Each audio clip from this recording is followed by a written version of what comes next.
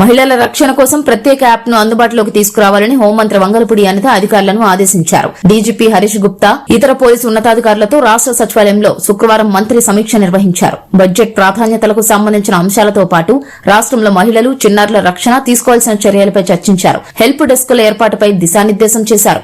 మార్చి 8న మహిళా దినోత్సవం నాడు ముఖ్యమంత్రి చంద్రబాబు నాయుడు చేతుల మీదుగా మహిళల రక్షణ కోసం ప్రత్యేక యాప్ ను ప్రారంభించే విధంగా చర్యలు చేపట్టాలని ఆదేశించారు. అంతకుముందు విజయవాడలోని క్యాంపు కార్యాలయంలో నరసరావుపేట ఎమ్మెల్యే డాక్టర్ చదలవాడ అరవింద్ బాబు ఆధ్వర్యంలో సాయి చందన చిట్ ఫండ్ బాధితులు మంత్రి అనితను కలిశారు. నరసరావుపేట ఎమ్మెల్యే డాక్టర్ చదలవాడ అరవింద్ బాబు ఆధ్వర్యంలో సాయి సాధన చిట్ ఫండ్ బాధితులు మంత్రి అనితను కలిశారు. 1.5 కోటి మంది 13 పోక్సో కోట్లు మీరు ఈ రోజున నిర్వీర్యం చేసేశారు. అది అంత గొప్ప చట్టం కాబట్టే